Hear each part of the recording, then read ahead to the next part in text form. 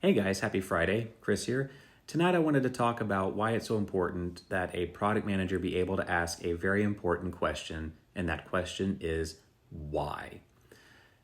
I've been fortunate to see a full array of different types of product teams. I've seen fully empowered product teams that are, able to go out and really dig into the meat of an issue and really uncover the right user pain points and problems and solutions and design a really fantastic user experience around that. And I've also seen some product teams that really struggle with that because they have an environment where they are force-fed requirements from the powers that be, stakeholders, and they are really not empowered to push back and ask why. And I think that is a very important tool for a product manager to be able to do, is to ask the question why. I have seen product teams that are not allowed to ask why end up building products that are packed with features that just came out of some leader's brain. And the problem with that is that leader may have the best of intentions of creating a really fantastic product.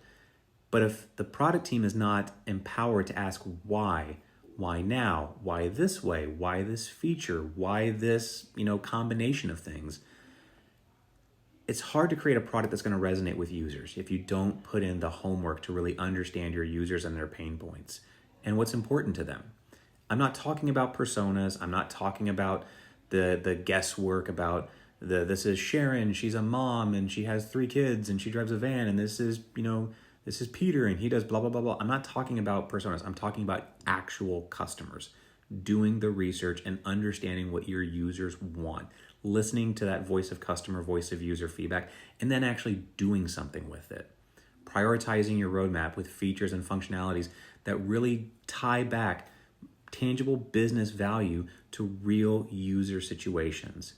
That's an important ability for a product manager to be able to master and to exercise. That's the value a product manager brings to an organization. Because if you don't have a product manager that can do that, or if your organization does not allow your product managers to do that, that's a problem. Because what's going to happen is you're going to spend a lot of money building a really, really beautiful product that your customers won't like. It won't resonate with them. And you're going to basically be spending a lot of money really just treading water because you're not going to get anywhere. And another way to think about it is this. In a lot of these situations, one of the metrics that I've seen a lot of product managers who are in a feature dump type environment, one of the metrics that they use to track success is downloads of a mobile application. Downloads of a mobile application are not an indicator of success. They are simply a metric of how many times your application has been downloaded. That doesn't mean it's successful. Why?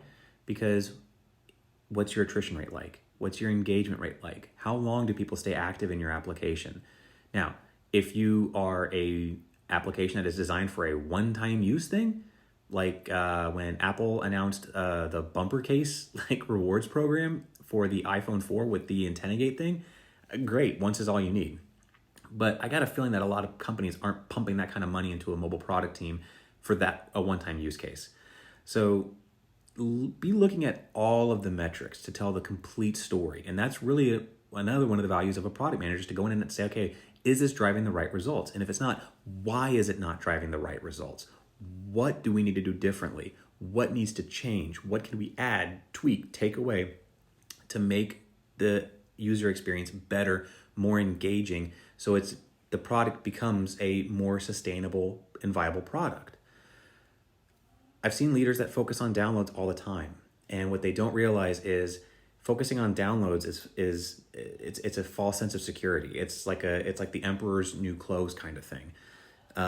Because what I've also seen in those situations is, yeah, you got a lot of downloads, but you're only keeping 20 to 30% of your users. So which means you're losing 80 to 70% of those people that download your app. They're downloading it, they're using it, they're doing something with it, and they're deleting it. Why? Well, the problem is there's no value for them to stay. So if you are a product manager, understand that your job is to not just write user stories and ship out whatever you're being told to ship out. Your job is to help connect real user situations, pain points, and benefits back to stated business outcomes. It's to create that perfect blend of something that is desirable by a user, is feasible for your business to maintain, and it's viable. It's actually creating business value. So be thinking about that. I hope you guys have a great weekend. I hope you're all staying safe and taking care, and we'll talk to you guys soon. Peace.